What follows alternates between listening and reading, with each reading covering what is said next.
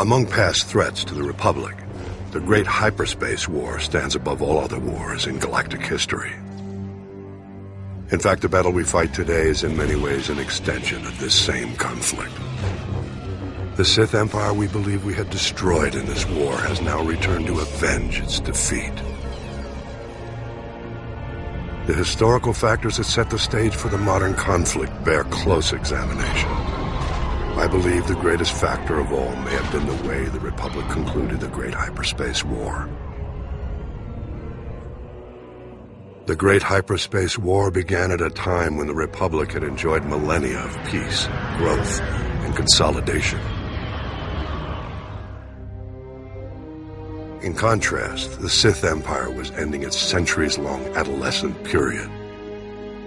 Undiscovered by the Republic, the Sith had conquered all of the star systems near Korriban. They were now seeking new opportunities for expansion. At this time, a brutal power struggle had broken out following the death of the Sith ruler. Among the contenders was the Dark Lord Naga Sadow. Whether by chance or destiny, it was at this time that two Republic explorers stumbled onto Korriban. Naga Sadow seized this opportunity to gain political advantage. The explorers were imprisoned as spies, but Naga Sadow staged an attack to liberate the explorers. He left evidence, suggesting the attack was a Republic military operation. Leveraging the widespread fear of an impending Republic invasion, Naga Sadow rallied the Sith to unite behind his cause, a preemptive strike against their newly discovered enemies. Eager for war, the people embraced Naga Sadow as their new ruler. His first act was to launch a vicious assault against the Republic.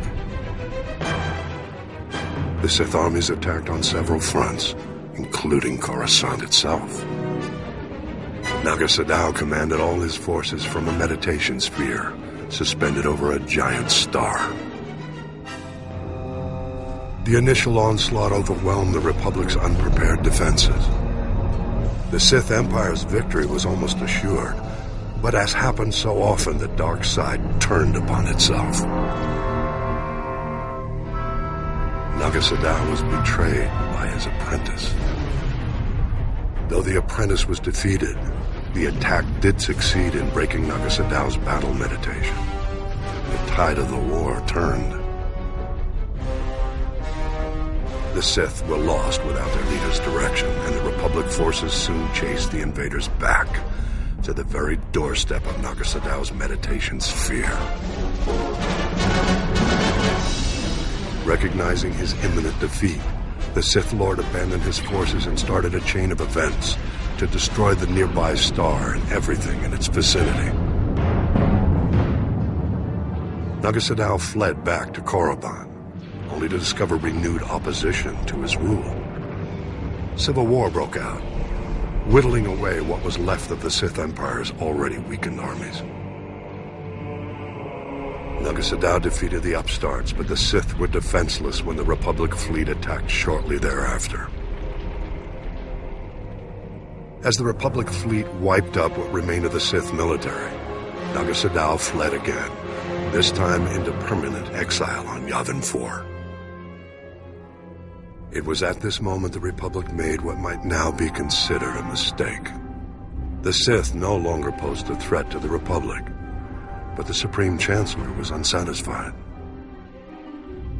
Jedi and Republic forces were sent to Korriban and other Sith planets to ensure no remnants of the Sith Empire remained. It was this action which drove the surviving Sith to flee into deep space, with the new Dark Lord who rose to take Naga Sadow's place. The same Dark Lord they continue to call Emperor to this day. I believe this was why he led his people to rebuild their civilization on Drummond Kaz. And this was why they returned 13 centuries later to get revenge against the Republic. One must wonder how things might have been if the Republic had handled the end of the Great Hyperspace War differently. We mustn't forget, though, The conflict at the heart of the Great Hyperspace War and the war we fight today began even before the Sith Empire rose to power. I'll elaborate in the next holo record.